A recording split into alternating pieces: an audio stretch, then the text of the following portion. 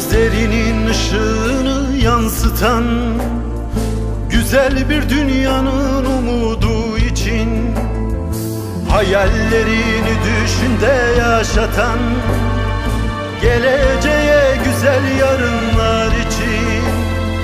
Gözlerinin ışığını yansıtan güzel bir dünyanın umudu için, hayallerini düşünde yaşatan, geleceğe güzel yarınlar için.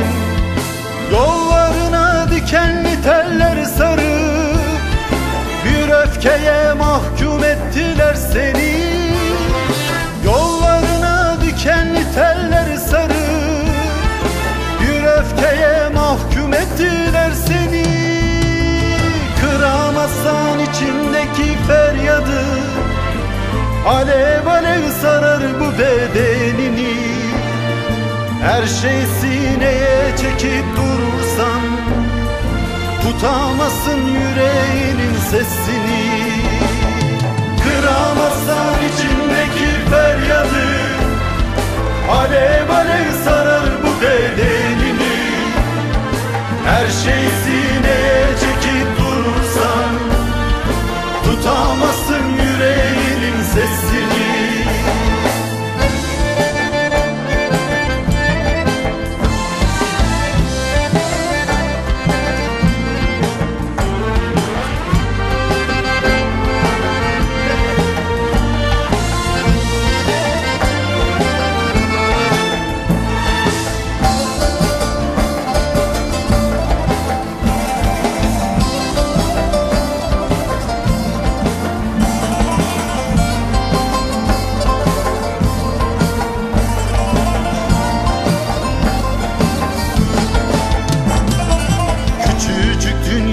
Sığmaz ki başın, her adımında büyümek istersin. Dağların ardına ulaşmak için oluk oluk akmayı hep düşlersin. Küçücük dünyana sığmaz ki başın, her adımında büyümek istersin.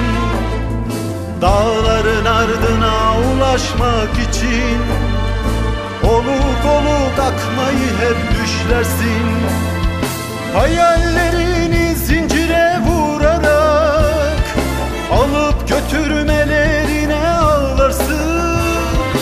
Hayallerini zincire vurarak alıp götürmelerine ağlarsın.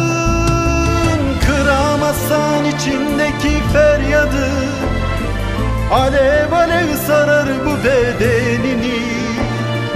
Her şey sineye çekip durursan, tutamazsın yüreğinin sesini.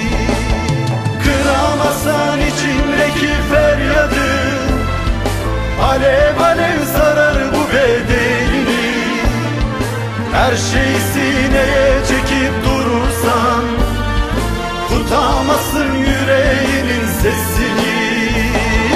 Kıramazsan içindeki feryadı, alev alev sarar bu bedenini.